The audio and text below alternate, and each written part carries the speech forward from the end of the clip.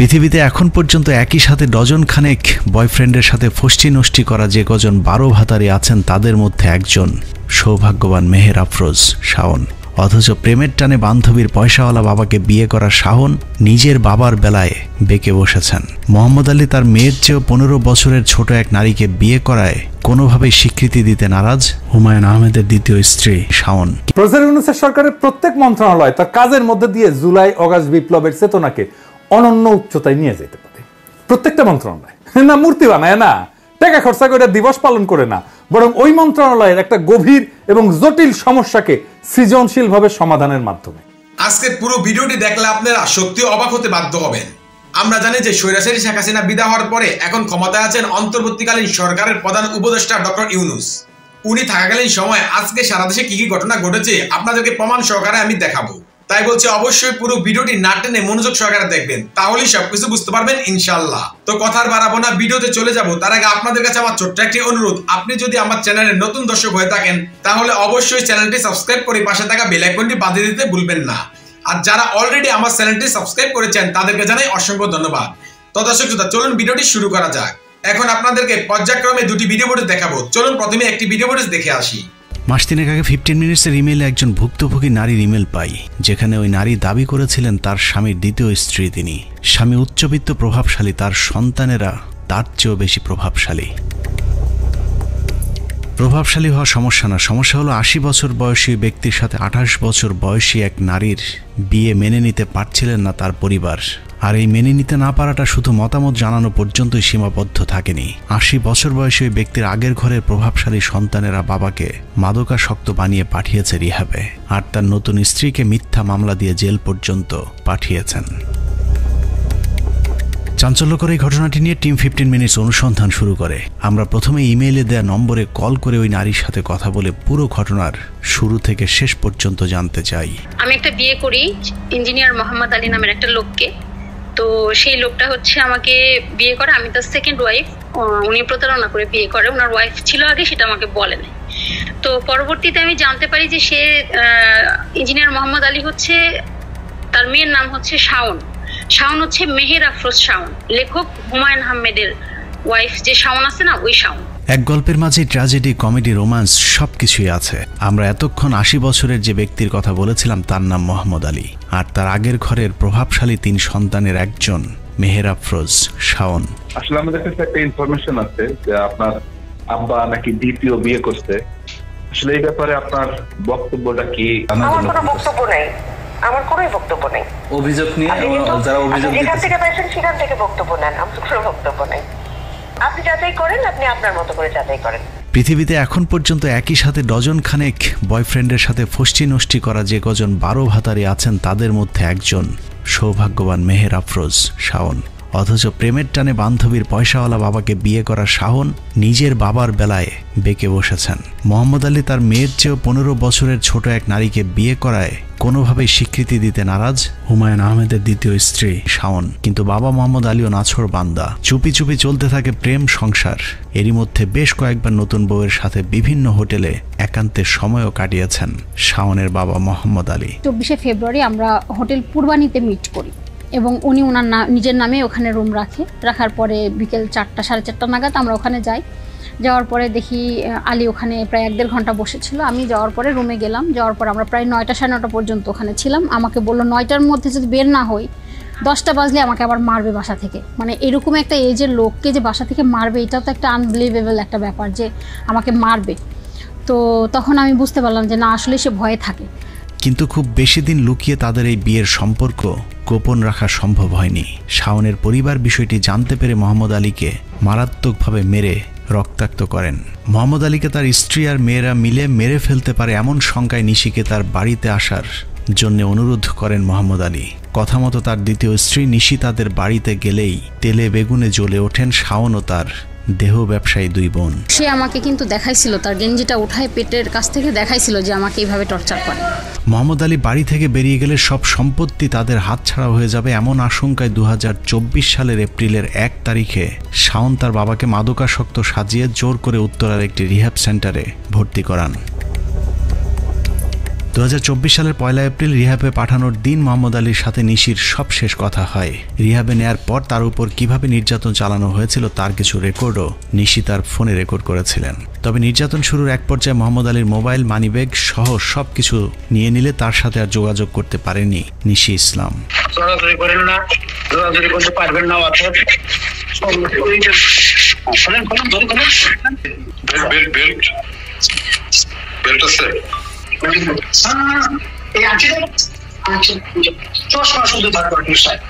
Sorry sir, আমরা duty পালন করলাম, আমরা চাকরি করি স্যার। রিহাবে ভর্তির পর মোহাম্মদ আলীর সাথে যোগাযোগ বন্ধ হয়ে গেলে উত্তরার ওই রিহাব সেন্টারটিতে গিয়ে নানাভাবে স্বামীকে উদ্ধারের চেষ্টা করেছিলেন নিশি, কিন্তু কোনোভাবেই তার স্বামীর সাথে আর দেখা করতে পারেননি। আপনারা লোক মানে ঢোকার আগে এবং পরে এটাতে তালা মেরে দেন, তাই না? হ্যাঁ, তালা দেওয়া বাইরে আচ্ছা, এটা কখনোই ওপেন থাকে না, তাই না? এটা কখনোই ওপেন থাকে না।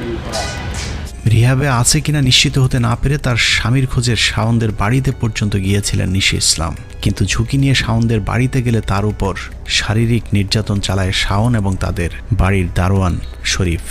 শরীফ হচ্ছে মূলত ওই বাসায় কেয়ারটেকারের দায়িত্ব পালন করছে। তো শরীফ হচ্ছে ওই বাসায় আমাদের ঢোকা নিয়ে খুবই আপত্তি জানায়। সে খুব নোংরা ভাষা ইউজ করে যে সে এটা করবে ওইটা করবে, তো মানে রেপ পর্যায়ে চলে যায়। যেটা সিংজন, সেজতি, সিংজনের হাজব্যান্ড, এরা মিলে আমাকে হচ্ছে ওইখান থেকে মানে খুব অকথ্য গালাগালি করে এবং আমাকে মারে। যখন এখানে মারছে আর এখানটায় যখন মারছে একটা, তখন আমার এখান থেকে রক্ত বের হয়ে সেন্সলেস হয়ে যায়। ওরা তারপরে আমি আর দেখি নাই।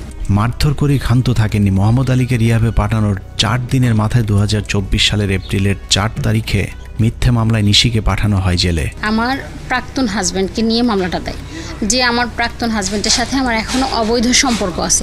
এই মিথ্যা মামলাটা শাওন নিজেই দিছে এবং নিজে ইচ্ছা করে মিথ্যা কথাটা লিখছে। এই মিথ্যা মামলা পুরো সাজানো এবং কাল্পনিক। ফেব্রুয়ারিতে বিয়ে হয়, মার্চ মাসের 29 তারিখে কুরিয়ারে আমার বাসায় একটা শাড়ি আসে। ওই শাড়িটা আলী পাঠাইছে। আর প্রথম গিফটটা সে দেয় হচ্ছে তার হাতের থেকে একটা ঘড়ি খুলে 3টা গিফট আলী আমাকে দেয়। শাওনের হাত কতদূর পর্যন্ত লম্বা ছিল সেটা তৎকালীন বাড্ডা থানার ভারপ্রাপ্ত কর্মকর্তা ইয়াসিন গাজী কিছুটা টের পেয়েছিলেন। শাওনের কথা মতো নিশি আক্তারকে শায়েস্তা করতে তৎকালীন ডিবি প্রধান হারুন, সিটিটিসি প্রধান Asaduzzaman, ADC Nazmul, DMP commissioner সহ পুলিশের বেশ কয়েকজন ঊর্ধ্বতন কর্মকর্তা ওসিকে ফোন করে মামলা নেয়ার জন্য চাপ দিয়েছিলেন। এখানেই শেষ নয়, শাওনের প্রতি ডিবি হারুন এতটাই সন্তুষ্ট ছিল যে বাড্ডা থানা মামলা নেয়ার আগেই নিশিকে তার বাড়ি থেকে তুলে নিয়ে বাড্ডা থানায় দিয়ে আসেন পুলিশ। যেদিন মামলা হয়েছে ওই দিন ওর বোনের হাজবেন্ড আসলো, বোধহয় কিছুক্ষণ পরেই এসে শাওন ওর একটা ইদার ড্রাফট করে নিয়ে আসলো। আচ্ছা, বাইরে কোনো দিয়ে তাইলে সে হয়তো তার ফ্যামিলির লোকজন গার্ডিয়ান বাদী টাদি হয়, তো এটা নিয়ে অনেক না বাদী হইতে হবে তার ইয়েকে, আপনার বাবাকে। তার সাথে ঘটনা, সে ম্যাচিউর পার্সন, না সে অসুস্থ হসপিটালে, তো তাকে প্রেশারের উপরে মামলা নিতে হয়েছে। মেয়েটা আসলে এই মামলাটা দেখে আহামরি কোনো মানে বড় অন্যায় করে ফেলছে আমার কাছে মনে হয়নি। জোর জবরদস্তি বা ক্ষমতার প্রভাব খাটিয়ে যদি তাকে জেল খাটানো হয়, সেক্ষেত্রে শাওনদের বিরুদ্ধে কি কোনো ব্যবস্থা নেওয়ার আইনি সুযোগ আছে কিনা? অবশ্যই বাদীর বিরুদ্ধে এই মামলায় 211 ধারা মোতাবেক তার বিরুদ্ধে ব্যবস্থা নেওয়া যাবে। সম্পূর্ণ সাজানো একটি মামলায় আটক হয়ে 61 দিন জেল খেটে জামিনে বের হবার পরেও নিশিকে স্থায়ীভাবে জেলে আটক রাখার জন্য ক্ষমতার সবটুকু ব্যবহার করেছিল শাওন ও তার পরিবার। বিশেষ করে শাওন পুলিশের ঊর্ধ্বতন কর্মকর্তাদের বিশেষ পদ্ধতিতে খুশি করে আইন আদালত সবকিছু নিজের ইচ্ছে মতো কাজে লাগিয়েছিল।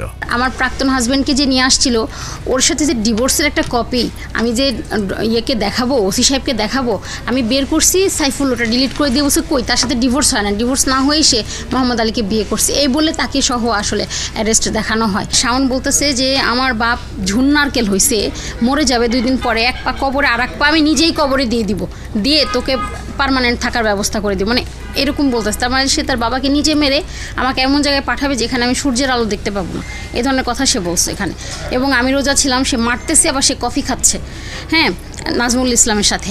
তো ওইখান থেকে তারা ডিবি হারুন, তারপরে নাজমুল ইসলাম এবং মনিরুল ইসলাম, এরা সবাই হচ্ছে একটা পর্যায়ে ওসি ইয়াসিন গাজীকে খুবই প্রেশার দিয়ে মামলাটা এখানে নেয়। তারা মামলা নিচ্ছিল না, হ্যাঁ, বাড্ডা থানা মামলা নিচ্ছিল না, পরবর্তী ওদের প্রেশারে কিন্তু মামলাটা নেয়।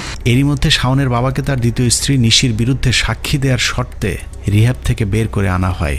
আদালতে শাওনের বাবা মোহাম্মদ আলী দণ্ডবিধির 161 ধারায় যে জবানবন্দি দিয়েছেন সেই জবানবন্দিতে তিনি বলেছেন তার সাথে নিশির কখনোই বিয়ে হয়নি, বরং নিশির বাড়িতে তিনি চায়ের দাওয়াত খেতে গিয়েছিলেন। সেখানেই তাকে জোর করে কিছু কাগজপত্রে সই করিয়ে রাখা হয়। নিশির কাছে থাকা কাবিননামাটিও ভুয়া বলে দাবি করেছিলেন শাওনের বাবা মোহাম্মদ আলী। শাওনের বাবা তার দ্বিতীয় স্ত্রী নিশির বাসায় জোর জবরদস্তি করে কাগজে সই করানোর দাবি করলেও আমাদের হাতে আসা বিবাহের দিনের কিছু ভিডিওতে দেখা যাচ্ছে মোহাম্মদ আলী অত্যন্ত খোশ মেজাজে বিয়ের কাবিননামায় সই করছেন। এখানে একটা স্বাক্ষর দিয়ে আমি প্রস্তাব করছিলাম যে এখানে কাবিন কত হবে, আপনার মিসেস আছে কিনা। সে ওই ইঞ্জিনিয়ার মোহাম্মদ ঋষভ বলছে যে আমার মিসেস নাই, আপনি বিয়ে করার নির্ভর, যেহেতু আমরা সবাই বয়স্ক, লোকসভা কিছু নাই, তার এক বছর কাবিনটা এরকম সমস্যা কি না, 50 লাখ টাকা সে বলছে। আলহামদুলিল্লাহ। নিশি আক্তারের দাবি ছিল মোহাম্মদ আলীর সাথে তার পরিচয় হয়েছে স্যাটেল ম্যারেজ নামে একটি ম্যারেজ মিডিয়ার মাধ্যমে। নিশি তার চাহিদায় একজন নির্ভরযোগ্য স্বামী চেয়েছিলেন। অন্যদিকে ওই ম্যারেজ মিডিয়ার কাছে শাওনের বাবার চাহিদা ছিল অল্প বয়সী একজন সুন্দরী নারী। শাওনের বাবা ম্যারেজ মিডিয়াকে বয়সের শর্ত জুড়ে দিলেও নিশি আক্তারের পক্ষ থেকে বয়সের কোনো শর্ত ছিল না, যে কারণে প্রতিষ্ঠানটি নির্দিষ্ট ফি নিয়ে তাদের দুজনের মধ্যে পরিচয় করিয়ে দেয়। অথচ নিশির বিরুদ্ধে করা মামলায় বলা হয়েছে শাওনের বাবার সাথে তার প্রথম পরিচয় হয়েছিল একটি গ্যাস পাম্পে। যদিও স্যাটেল ম্যারেজ কর্তৃপক্ষ আমাদেরকে জানিয়েছে তাদের প্রতিষ্ঠানটির মাধ্যমেই নিশির সাথে মোহাম্মদ আলীর প্রথম পরিচয় এবং সাক্ষাৎ হয়। ওনার ওয়াইফ নাই বলতে একবার প্রসেসে সমস্যা, উনি বিয়ে শাদী করবে, শেষ বয়সে ওনার পাশের বন্ধু দরকার, ওনার ওয়াইফটা আছে ক্লিয়ার করে নাই। তখন আমি হয়তো আমি একটা ওনাকে মেয়ের পরিচয় করে দিচ্ছি, মানে পরিচয় মানে রেস্টুরেন্টে বসে কথা বলে। মোহাম্মদ আলী তার জবানবন্দিতে বলেছেন বাড্ডায় শাওনের বাবার মালিকানাধীন পাম্পে নিশির সাথে তার প্রথম সাক্ষাৎ হয়েছে। নিশি ওই পাম্পে গিয়ে বাথরুম ব্যবহার করতে চাইলে নিশিকে ভিআইপি একটি বাথরুম ব্যবহারের সুযোগ করে দিয়েছিল মোহাম্মদ আলী। কিন্তু আমাদের অনুসন্ধানে সরেজমিনে গিয়ে দেখা যায় মোহাম্মদ আলী তাদের মালিকানাধীন যে পাম্পে ভিআইপি বাথরুম ব্যবহার করতে দেওয়ার দাবি করেছেন সেখানে আসলে তেমন কোনো বাথরুমই নেই।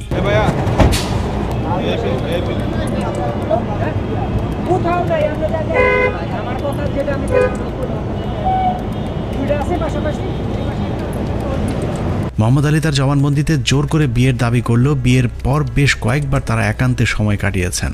এছাড়াও বিভিন্ন জায়গায় তাদের ঘোরাঘুরির বেশ কিছু ছবিও নিশির সংগ্রহে রয়েছে। এর মধ্যে মতিঝিলের হোটেল পূর্বানীতে একাধিকবার সময় কাটিয়েছেন মোহাম্মদ আলী এবং নিশি, যে বিষয়টিও হোটেল কর্তৃপক্ষ আমাদের কাছে স্বীকার করেছেন। আপনাদের তথ্য দেওয়াতে কোনো ঝামেলা আছে? না, কোনো ঝামেলা নেই। যেহেতু উনি যদি না থাকতেন তাহলে আমরা তথ্য দিতে পারতাম না। কারণ এখানে প্রাইভেসি একটা ইস্যু, আপনি জানেন, জব করেন, প্রাইভেসি এখানে একটা ব্যাপার। আমরা এই সমস্ত ক্ষেত্রে পুলিশ কেস যদি হয় দেন আমরা ডকুমেন্টস সাবমিট করি বা দেখাই। তথ্য প্রমাণ, ভিডিও ফুটেজ সব থাকার পরেও শাওনের ক্ষমতার কাছে টিকতে পারেনি মোহাম্মদ আলীর দ্বিতীয় স্ত্রী নিশি ইসলাম। পুলিশের ভয়ে পালিয়ে বেড়াতে থাকেন তিনি। পালিয়ে হয়তো শেষ রক্ষা হতো না, কিন্তু যে কোনো সময় আবারও জেলে যাবার আশঙ্কার মাঝেই স্বৈরাচারের পতন হয়। নিশি আবারও তার স্বামীর সন্ধানে ছুটতে থাকেন শহরের এই প্রান্ত থেকে ওই প্রান্ত।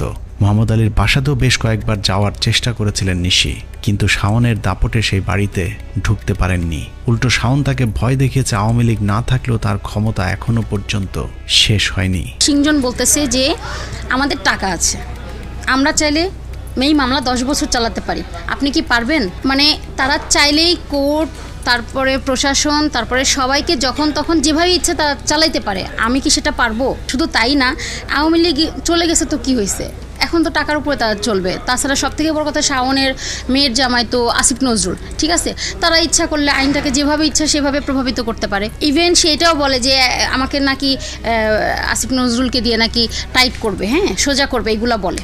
কুল কিনারা না পেয়ে নিশি ইসলাম আমাদের সাথে যোগাযোগ করে। নিশিকে আমরা আশ্বাস দিয়েছি শুধু স্বামী নয়, মামলার খরচ এবং মিথ্যা মামলায় 2 মাস জেলে থাকার ক্ষতিপূরণের টাকাও শাওনের পরিবারকে দিতে বাধ্য করা হবে। গাড়িতে বাইরে গাড়িতে আসে, এই হাঁটাচলা করতে পারে, মানে এইভাবে হাঁটতে পারে না, এই গাড়িতে নাইমা লিফটে দেয়, উঠতে দেয়, আর লিফটে নামি। আমরা প্রথমে মোহাম্মদ আলীর খোঁজে বের হই, কারণ নিশির বিশ্বাস মোহাম্মদ আলী তাকে এখনও ভালোবাসেন এবং মোহাম্মদ আলীর কাছে পৌঁছতে পারলে তার স্বামী তাকে কখনোই অস্বীকার করতে পারবে না। আমাদের অনুসন্ধানী দল প্রথমেই সেই রিহাবে যায় যেখানে মোহাম্মদ আলীকে ভর্তির পর নির্যাতন করা হয়েছিল। নিশির দাবি মোহাম্মদ আলী হয়তো এখনও সেখানেই ভর্তি থাকতে পারেন। শাওনের বড় ছেলে কিন্তু মাদক সেবন করে এবং ওই উত্তর আইকন কেয়ারে ভর্তি ছিল। তার ছেলেকে ভর্তি করাইছে ঠিক একই জায়গায়, ওখানে গিয়ে তার বাবাকে ওইখানে নিয়ে ভর্তি করায় সে প্রমাণ করতে চাইছে যে আমার বাবা মানসিক রোগী। তাহলে যখন মানুষ একটা মিথ্যা লুকাইতে যায় হাজারটা ভুল করে, তো শাওনের অবস্থা হয়েছে তাই। রিহাব মালিক পক্ষ অবশ্য মোহাম্মদ আলীকে নির্যাতনের বিষয়টি অস্বীকার করেছেন, এমনকি মোহাম্মদ আলী নামে কাউকে ভর্তির বিষয়টিও স্বীকার করেননি। এটা তো ঠিক, যেখানে ওই দিন উনি গেছিল এবং টর্চার হয়েছে, এটা তো ঠিক না। কোনো ধরনের টর্চার হয় নাই এবং উনি আসছিল কিনা এটাও আমি আপনার সাথে এগ্রি করছি না। প্রথমে মোহাম্মদ আলীকে ভর্তি করানোর বিষয়টি অস্বীকার করলেও পরে স্বীকার করেন যে মোহাম্মদ আলীর পরিবার তাকে মানসিক সমস্যার কথা বলে রিহাবে ভর্তি করে গিয়েছিলেন। তার কিছুদিন পর তাকে নিয়ে যাওয়া হয়েছে, এখন আর তিনি তাদের রিহাবে ভর্তি নেই। আপনার কাছে প্রত্যেকটা ফাইল এখানে দেখা যাচ্ছে আছে, তো আপনারা ফাইল দেখেই বলেন যে ভর্তিটা কে করছে। ওনার গার্ডিয়ানই করছে, আমরা তো গার্ডিয়ান ছাড়া পেশেন্টকে ভর্তি নেই না। এক্স্যাক্টলি, তো ওনার গার্ডিয়ানটা আসলে কে করছে এটা একটু জানতে চাই। ওনার মেয়েরা ছিলেন। আচ্ছা আচ্ছা। রিহাবে মোহাম্মদ আলীকে না পেয়ে আমরা মোহাম্মদ আলীর বাসায় যাই, যে বাসায় এর আগেও নিশি কয়েকবার গিয়েছিলেন তার স্বামীর খোঁজে, কিন্তু তাকে ঢুকতে দেওয়া হয়নি। সেই একই বাসায় আরও একবার নিশিকে নিয়ে যাওয়া হয়েছিল, সাথে ছিল টিম 15 মিনিটস। শুনেন, আমি মোহাম্মদ আলীর স্ত্রী, আপনি দরজাটা খুলেন, আপনি দরজাটা খুলেন, ওনার সাথে আমাকে কথা বলতে দেন। আসসালামু আলাইকুম। আসসালামু আলাইকুম। মোহাম্মদ আলী আছেন? প্রথমে বাধা দিতে ছুটে আসে শরীফ নামে শাওনের বাসার এক দারোয়ান। ওই দারোয়ানকে দিয়ে শাওনের পরিবার নিশিকে ধর্ষণের হুমকিও দিয়েছিলেন। তার ভয়ে নিশি আর ওই বাড়িতে মোহাম্মদ আলীর খোঁজ করতে যেতে সাহস পায়নি।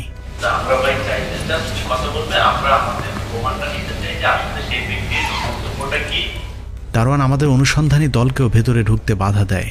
বাধ্য হয়ে আমরা গুলশান থানা পুলিশের সহায়তা নেই। 999-এ ফোন করলে কিছুক্ষণের মধ্যেই পুলিশ ছুটে আসে। হ্যালো, আসসালামু আলাইকুম। সকাল যাত্রীদের সমিতি ফলাইন থেকে বলছি, কিভাবে সহযোগিতা করতে পারি? ঘটনাস্থলে গিয়ে সবকিছু জানার পর মোহাম্মদ আলীর দ্বিতীয় স্ত্রী নিশিকে নিয়ে পুলিশ ভেতরে যায়। পুলিশের সহায়তায় নিশিকে বাসার ভেতরে ঢোকার অনুমতি দেওয়া হলেও তার স্বামী মোহাম্মদ আলীর সাথে দেখা করার সুযোগ দেওয়া হয়নি। এটার জন্য জানো মানে কতদিনের নাগাদ দেখা করাবো? Maybe a week, maybe a week or two, depending on this case. না, এতদিন না, মিনিমাম 5 দিন। হ্যাঁ, মানে 7 দিন না, মিনিমাম 5 দিন, 4 থেকে 5 দিন। আচ্ছা, আমিও একটা জিনিস আপনাকে রিকোয়েস্ট করব যে কাইন্ডলি আপনি কয়টা দিন একটু পেশেন্ট থাকেন, আমি দায়িত্ব নিচ্ছি, আমি দেখা করে দিচ্ছি। মোহাম্মদ আলীর দ্বিতীয় স্ত্রী কোনোভাবেই তার স্বামীর সাথে দেখা না করে ফিরে আসতে অস্বীকৃতি জানালে শাওনের বোন বাধ্য হয়ে 5 দিন পর তার বাবার সাথে দেখা করানোর আশ্বাস দেন। ওনার কথাগুলো আমরা শুনেছি, and maybe after some time we will sit down with her and try to listen to further what she has to say. উনি ওনাদেরকে সময় দিচ্ছেন, অল্প কয়েকদিনের ভিতরে, শর্ট টাইমের ভিতরে ওনার সাথে ওনাকে মিট করায় দিবে, এই প্রতিশ্রুতি ওনারা দিয়েছেন। আমার হাজব্যান্ড তো, আমি তো লিগ্যাল ওয়াইফ তার। হ্যাঁ, আমি তো তার লিগ্যাল ওয়াইফ। তাকে আটকায় রাখছে, আমার কাছে প্রমাণ আছে, বাট তারা দেখতে পাচ্ছে না কেন? 5 দিন পর রাজধানীর বনানীর একটি রেস্টুরেন্টে হাজির মোহাম্মদ আলী ও তার পরিবারের কয়েকজন, সেই সাথে তাদের আইনজীবীও সাথে ছিলেন। পুরো সাক্ষাতে যা আলোচনা হয়েছে তা আমরা গোপনে রেকর্ড করি। সেই রেকর্ড শুনলে এতদিন ধরে নিশি আর তার স্বামী মোহাম্মদ আলীকে নিয়ে যে ষড়যন্ত্র করা হয়েছিল তার সবকিছু পরিষ্কার হয়ে যাবে। আপনি কি আমার সাথে সংসার করতে চান? না, এটা সম্পর্ক ছিন্ন করতেছি। কে ছিন্ন করছে? আমি মন থেকে বলতেছি। আচ্ছা, তাহলে এখন আপনি সমাধানে আসেন। আমরা প্রথমে মোহাম্মদ আলী নিশি আক্তারকে আদৌ বিয়ে করেছিলেন কিনা সেটা নিশ্চিত হয়ে আসতে চাই। মোহাম্মদ আলীর কাছে প্রশ্ন ছিল নিশি আক্তারকে তিনি বিয়ে করেছিলেন কিনা। মোহাম্মদ আলী নিশি আক্তারের সাথে থাকতে না চাইলেও এটা যে তার মনের কথা না সেটার প্রমাণ আমরা একটু পরেই পেয়ে যাই। আলোচনার মাঝে নিশি আক্তার কিছুক্ষণের জন্য বাথরুমে গেলে মোহাম্মদ আলীর সাথে থাকা একজন মোহাম্মদ আলীকে সাবধান করে বলেন, আমরা যেভাবে বলবো আপনাকে সেভাবেই কথা বলতে হবে। আমাদের ওনার সঙ্গে যে কথা একা বলতে দিব না, এই কথা আরো আগের সিডিংয়ের সময় আমাদের প্ল্যান হয়েছে যে কথা ভাই একা বলতে হবে, যা বলবে টেবিলে বলবে, ওনাকে একা দেওয়া যাবে না। হয়েছেও তাই। শেষ পর্যন্ত নিশি ইসলামকে ক্ষতিপূরণের শর্তে বিবাহ বিচ্ছেদের সিদ্ধান্ত নিতে বাধ্য হন শাওনের বাবা। উনি 1 বছরের খরচ চেয়েছেন, যেটা 2 লাখ টাকা করে মাসে, 24 লাখ টাকা ওনাকে একটা ফ্ল্যাট চেয়েছে থাকার জন্য গুলশান অথবা বাড়িধারা গুলশান এই সংলগ্ন এলাকায়। No harassment further for any side anything 2 crore for the further compensation. যে উনি যে 61 দিনের জেল খাটছে এবং ওনার যে মেন্টাল স্ট্রেস গেছে এইটার জন্য উনি একটা কম্পেনসেশন চেয়েছে 2 কোটি টাকা, 50 লাখ টাকা চাইছে, যেটা উনি জেনুইন পায়। ঠিক আছে, এই তো। Anything else? তাহলে আমরা মনে হয় আজকের মিটিং এখানে শেষ করি। আমরা আপনাকে ওনার মাধ্যমে ফার্দার করব। নিশি ইসলামের সাথে আমাদের যেদিন প্রথম কথা হয় সেদিন আমরা তাকে বলেছিলাম ক্ষতিপূরণের টাকা কত চাবেন এবং কত পাবেন সেটা একান্তই আপনার ব্যক্তিগত ব্যাপার, কিন্তু আমরা যে কোনো পরিস্থিতিতে বিষয়টি মানুষের সামনে তুলে ধরব। আমাদের কাজ এতটুকুই। এবার নিশি ইসলামের পালা। অনুসন্ধানে আমরা এতক্ষণ যা তুলে ধরেছি তা বিশ্লেষণ করা হলে শাওনের পরিবার এখানে বেশ কয়েকটি ফৌজদারি অপরাধ করেছেন। প্রথমত, একটি মেয়েকে বিয়ে করে সেটাকে অস্বীকার করা এবং ভরণ পোষণ না দিয়ে উল্টো মিথ্যে মামলায় ফাঁসিয়ে জেলে পাঠানো। বিয়ের কথা অস্বীকার করে কোনো নারীর সাথে শারীরিক সম্পর্ক করা মানে তাকে ধর্ষণ করা। অতএব শাওনদের করা মামলায় মোহাম্মদ আলীর দেয়া 161 ধারার জবানবন্দি যদি ঠিক ধরা হয় তাহলে মোহাম্মদ আলী নিশি ইসলামকে একাধিকবার ধর্ষণ করেছেন, কারণ তিনি বিয়ের কথা অস্বীকার করেছেন। অতএব নিশি চাইলে মোহাম্মদ আলীর বিরুদ্ধে ধর্ষণ মামলা করতে পারেন। প্রাপ্তবয়স্ক হওয়ার পরেও মোহাম্মদ আলীকে দ্বিতীয় বিয়ে করার অপরাধে শাওন এবং তার পরিবার তার উপরে যে নির্যাতন করেছে সেটাও শাস্তিযোগ্য অপরাধ। বিবাহিত স্ত্রীর সাথে দেখা করার পথ বন্ধ করতে মোহাম্মদ আলীকে রিহাবে পাঠিয়ে যে নির্যাতন করা হয়েছে সেটাও গুরুতর শাস্তিযোগ্য অপরাধ। এক্ষেত্রে রিহাব কর্তৃপক্ষকেও আইনের আওতায় আনবার সুযোগ রয়েছে। তো আমি সরকারের কাছে, প্রধান উপদেষ্টার কাছে এবং সবার কাছে, আপনাদের কাছে সবার কাছে বিচার চাই যে এইরকম রিহাব সেন্টার যেন বাংলাদেশে আর না থাকে এবং তাদের দৃষ্টান্তমূলক শাস্তি চায় যে কিছু পয়সার জন্য একটা ভালো মানুষকে তারা এইভাবে পাগল বানায় ছেড়ে দেয়, তারা ইচ্ছা মতো মেডিসিন দেয়, ইঞ্জেকশন দেয়, এগুলো যেন তারা আর করতে না পারে। আমি বলার আগেই তারা আমাকে মামলা টামলা দিয়ে জেল টেল খাটায় অস্থির করে ফেলছে। তা আমার বলার কথা সেটা না করে পাল্টা তারা করতেছে, এটা তো অন্যায়। আমি এটার বিচার চাই। সারা দেশে রাজনীতি নীতি নির্ধারক মানবতার ফেরিওয়ালা শাওনদের এটাই আসল চেহারা। এরা টাকার জন্য নিজের চেয়ে 30 বছরের বড় বান্ধবীর বাবাকে বিয়ে করতে পারেন, কিন্তু নিজের বাবার ক্ষেত্রে আবার আলাদা নিয়ম। এরা নিজেদের স্বার্থ ছাড়া কিছুই বোঝে না। হুমায়ুন আহমেদের সাথে কোনো স্মৃতি আমাকে কখনো পোড়ায় না। হুমায়ুন আহমেদের সাথে যত স্মৃতি সবগুলো আসলে আমাকে বাঁচিয়ে রাখে, আমাকে উজ্জীবিত করে, আমাকে সামনের দিকে এগিয়ে যেতে সাহায্য। বাবার বয়সী হুমায়ুন আহমেদকে বিয়ে করে ক্যামেরার সামনে ঐশ্বরিক প্রেমের গল্প সাজালেও হুমায়ুন আহমেদকে বিয়ের মূল উদ্দেশ্য ছিল তার সম্পত্তি, যে কারণে ক্যান্সার আক্রান্ত হুমায়ুন আহমেদকে কৌশলে মৃত্যুর মুখে ঠেলে দিয়ে বড়লোক স্বামীর সব সম্পত্তির মালিকানা লাভ করেছেন মেহের আফরোজ শাওন। নিউ ইয়র্কে চিকিৎসাধীন অবস্থায় হুমায়ুন আহমেদকে সেবা দেওয়ার নামে বন্ধুদের সাথে সুইট রাত কাটিয়েছেন মেহের আফরোজ শাওন। মৃত্যুর পরেও স্বামীর লাশ পাশে রেখে নাটক করেছেন গোলজিগার শাওন। হুমায়ুন আহমেদকে তার পরিবারের অন্য সদস্যরা বুদ্ধিজীবী কবরস্থানে দাফন করতে চাইলেও শাওন তার একক চেষ্টায় হুমায়ুন আহমেদকে নুহাশ পল্লীতে দাফন করেছেন। অপারেশনের আগের দিন রাতে উনি আমাকে বলেছেন, আমার যদি কিছু হয় আমাকে নিয়ে অনেক টানা হেঁচড়া হবে। আমাকে কেউ শহীদ মিনারে নিয়ে যেতে চাইবে, কেউ পিটিভিতে নিয়ে যেতে চাইবে, কেউ এফডিসিতে নিয়ে যেতে চাইবে, কেউ বাংলা একাডেমিতে নিয়ে যেতে চাইবে। আমাকে টানা হেঁচড়া করতে দিও না কুসুম, তুমি স্ট্রং থেকো, আমাকে নুহাশপল্লীতে শোয়ায় রেখো। হুমায়ুন আহমেদকে নুহাশপল্লীতে দাফনের কারণ স্থায়ীভাবে বিশাল এই সম্পত্তির দখল নেয়া। শাওনের সেই স্বপ্ন পূরণ হয়েছে। 20 টাকার পরিবর্তে নুহাশপল্লীর ভিজিট বাড়িয়ে এখন করা হয়েছে 200 টাকা। সেই সাথে পুরো টাকায় নিজের মতো করে 9-6 করছেন হুমায়ুন আহমেদের দ্বিতীয় স্ত্রী মেহের আফরোজ শাওন। 200 টাকা পার পারসন। আর একসময় সর্বোচ্চ 20 টাকা টিকিট করছিল একসময়, যে 20 টাকা একটা ফান্ড হবে তোমাদের স্টাফ বা সবাই মিলে। হুমায়ুন আহমেদের মৃত্যুর পর শাওন বিভিন্ন সময় বলেছিলেন নুহাশপল্লীতে একটি হাসপাতাল করার স্বপ্ন ছিল হুমায়ুন আহমেদের, কিন্তু হুমায়ুন আহমেদের স্বপ্নের কথা বলে শাওন নিজের স্বপ্ন পূরণ করতেই পুরো নুহাশপল্লী দখলে নিয়েছেন। ক্যান্সার হসপিটাল আমার একার পক্ষে করা সম্ভব না, ওটা স্যারের স্বপ্ন ছিল। স্যারও কিন্তু আসলে একা করে ফেলতে পারতেন না। স্যার আসলে যেভাবে করে সবাইকে ডাক দিয়ে সবাইকে মিলে করতেন, তো আমার ডাকে তো সেটা হবে না। আপনারা একটু অন্যভাবে একটু চিন্তা করেন যে 7ই মার্চে বঙ্গবন্ধু যেভাবে করে মুক্তিযুদ্ধের ডাক দিয়েছে, এখানে বঙ্গবন্ধুর জায়গায় অন্য কেউ ডাক দিলে কিন্তু হতো না। হুমায়ুন আহমেদের অঢেল সম্পত্তির অর্থ দিয়ে শাওন এখন সুগার মমি সেজেছেন। শাওনের এখন স্বামী না থাকলেও পুরুষ মানুষ দেখলেই সে স্বামীর চোখে দেখেন। নিজেদের ঘরে ধরে যাওয়া পচন সমাজের সবখানে ছড়িয়ে দিতে শাওনদের চেষ্টার কোনো শেষ নেই, যে কারণে রাষ্ট্র মেরামতের কাজ শুরু হলেই তাদের মধ্যে অস্থিরতা কাজ করে। শাওনরা অস্থির হলেও এদেশের মানুষ স্থির হয়ে জানিয়ে দিয়েছে আমরা অসভ্যতার বিরুদ্ধে। যেখানেই শাহবাগীরা অসভ্যতার চেষ্টা চালাবে সেখানেই রুখে দাঁড়াবে বাংলাদেশের তৌহিদি জনতা। আর শাওনকে বলবো, সারা দেশের খোঁজ খবর না নিয়ে আগে নিজের ঘরটা সামাল দিন। নিজের বড় সন্তান দীর্ঘদিন ধরে রিহাবে পড়ে আছে, আগে তাকে সুস্থ করে তুলুন, তারপরে আমাদের এই সমাজের সুস্থতার কথা চিন্তা করবেন। আশা করছি আপনারা পুরো ভিডিওটি মনোযোগ সহকারে দেখেছেন এবং এখানে কি বলা হয়েছে তাও বুঝতে পেরেছেন। এই বিষয় নিয়ে যদি আপনাদের কোনো মতামত থাকে তাহলে অবশ্যই তা কমেন্ট করে জানাতে পারেন। এখন চলুন আমরা আরো একটি ভিডিও ফুটেজ দেখে আসি। প্রফেসর ইউনূসের সরকারের প্রত্যেক মন্ত্রণালয় তার কাজের মধ্যে দিয়ে জুলাই অগাস্ট বিপ্লবের চেতনাকে অনন্য উচ্চতায় নিয়ে যেতে পারে। প্রত্যেকটা মন্ত্রণালয় না মূর্তি বানায় না, টাকা খরচা করে দিবস পালন করে না, বরং ওই মন্ত্রণালয়ের একটা গভীর এবং জটিল সমস্যাকে সৃজনশীলভাবে সমাধানের মাধ্যমে। শুধু তাই না, বিপ্লবের এই বার্তাকে সারা দুনিয়া পৌঁছায় দেওয়া যায়।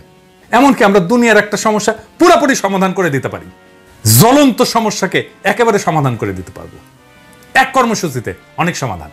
এখন আমার ক্ষুদ্র ভ্রাতা আর ভগিনীরা কবে দাদার মাথা মুথা খারাপ হয়ে গেছে, বাংলাদেশ থেকে দুনিয়ার সমস্যার সমাধান হবে, একটা সমস্যা পুরোপুরি সমাধান, এটা কি ছেলে খেলা বললেই এলো? তাহলে আসেন দেখি। আমি আজকে দেখামু একটা পরিকল্পনা স্বাস্থ্য মন্ত্রণালয় নিয়ে। যথেষ্ট সময় আছে পরিকল্পনা বাস্তবায়ন করার জন্য, আমাদের টাকাও খরচা হবে না, বরং আমরা টাকা পাবো। শুধু টাকা পাওয়া না, আমরা সারা দুনিয়ায় একটা পজিটিভ ব্র্যান্ডিং করতে পারবো বাংলাদেশের এবং বিপ্লবের। কিভাবে আসেন সেটা দেখি। বিশ্ব স্বাস্থ্য সংস্থা বলে আমাদের সারা বছর 8 লক্ষ ইউনিট রক্তের দরকার হয়, এবং তারা বলে যে গুড প্র্যাকটিস হচ্ছে যে 70% রক্ত যেটা দরকার সেটা আত্মীয় স্বজনদের মধ্যে থেকে নেওয়াটা ভালো। এটা পরামর্শ দেয় বিশ্ব স্বাস্থ্য সংস্থাই। আর বাকিটা ভলান্টারি ব্লাড ডোনেশন থেকে সংগ্রহ করা হয় সারা দুনিয়াতেই। তার মানে 2.5 থেকে 3 লাখ ইউনিট ভলান্টারি ডোনেশন থেকে জোগাড় করতে হয় বাংলাদেশে। মেডিকেল ছাত্রদের সংগঠন আছে সন্ধানী, এই কাজটা করে। আবার বিশ্ব স্বাস্থ্য সংস্থায় বাংলাদেশ প্রসঙ্গে জানাচ্ছে যে একটা সুসংগঠিত রক্ত সঞ্চালন ব্যবস্থা বাংলাদেশে তৈরি হয় নাই। এটা আমার কথা না, বিশ্ব স্বাস্থ্য সংস্থার কথা। তাইলে আমরা একটা জাতীয় সমস্যার কথা জানলাম, এইটার সমাধান কিভাবে বিপ্লবের সাথে মিলায় আমরা করতে পারি। আমাদের কপাল ভালো, আমাদের রক্তের যা দরকার তা আমরা পাই, দেশের মধ্যে থেকেই পাই, আমাদের আমদানি টামদানি করতে হয় না। কিন্তু দুনিয়ার কি অবস্থা? সারা দুনিয়ায় রক্তের চাহিদা 30 কোটি ইউনিটের একটু বেশি, সাপ্লাই কত? 27 কোটি ইউনিট। এবং বলা হচ্ছে যে 195টা দেশের মধ্যে 119টা দেশে 61% দেশ তাদের পর্যাপ্ত রক্তের সাপ্লাই নাই। এই দেশগুলো কোনগুলো? এগুলো দরিদ্র দেশ। এবং এই রক্তের দরকার পড়ে কাদের? শিশুদের এবং মায়েদের, গর্ভবতী মায়েদের। তার মানে সারা দুনিয়ায় 3 কোটি ইউনিটের রক্তের চাহিদা আছে যা পূরণ হয় না। লাগে কাদের? আমরা দেখলাম যে এটা দারিদ্র পীড়িত শিশুদের, গর্ভবতী মায়েদের মারা যায় তারা ধুকে ধুকে রক্তের অভাবে। আমরা এই সমস্যার পুরো সমাধান করে দিতে পারবো। কিভাবে আসেন দেখি। আমরা আগামী 16 জুলাই বেলা 3টা, যেই মুহূর্তে আবু সাইদ শহীদ হয়েছিল, সেই মুহূর্ত থেকে 5ই আগস্ট বেলা 11টা পর্যন্ত যখন হাসিনা পলাইলো, সেই মুহূর্ত পর্যন্ত সারা দেশে রক্তদান কর্মসূচি চালাবো। নাম হবে বিপ্লবের রক্তরাঙা উপহার। রক্তের ব্যাগে থাকবে আবু সাইদের প্রসারিত 2 হাতের ছবি, আর 2 ভাষায় লেখা থাকবে বিপ্লবের সংক্ষিপ্ত ইতিহাস ওই রক্তের ব্যাগে। একটা বাংলা আর একটা ফ্রেঞ্চ। আমার সৌজন্যে বাংলাদেশে শুধু তরুণের সংখ্যা 4.5 কোটি। আমরা কম করে হইলো 3 কোটি ইউনিট রক্ত সংগ্রহ করতে পারবো। তরুণরাই তো শুধু দেবে না, তার চেয়ে বেশি বয়সীরাও দেবে। সবাই উৎসব করে রক্ত দিতে যাবে। রক্ত দিয়ে সে নিজেকে কানেক্ট করবে 24-এর বীর যোদ্ধার শহীদদের সাথে। সে মনে করবে সে নিজেকে মহাজীবনের সাথে যুক্ত করছে। সেই মহাজীবন, যে মহাজীবন আমাদেরকে মুক্তি দিছে, যে মহাজীবন বিপ্লবের মাঠে, বিপ্লবের রাজপথে বীরের মতো লড়াই করছে, জীবন দিছে, আহত হয়েছে। একটা জাতীয় পুনর্জাগরণ হবে প্রত্যেক বছরে ঠিক বিপ্লবের সময়গুলোতে। এমনিতেই নানা অনুষ্ঠান কর্মসূচি হবে এই সময়টা জুড়ে। স্বাস্থ্য মন্ত্রণালয়ের এই কাজটা একটা সম্পূর্ণ ভিন্ন মাত্রা দেবে এই সময়টাকে।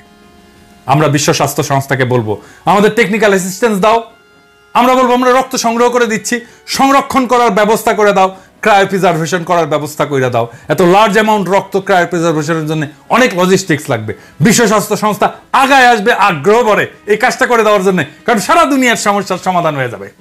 রক্তের এক্সপোর্টের রেগুলেশন আছে অনেক, আমরা বিশ্ব স্বাস্থ্য সংস্থাকে কাজে লাগাই এই রেগুলেশনগুলো আমরা ইমপ্লিমেন্ট করতে পারবো। আমরা টাইম পেলাম অনেক এই সব কিছু করার জন্য।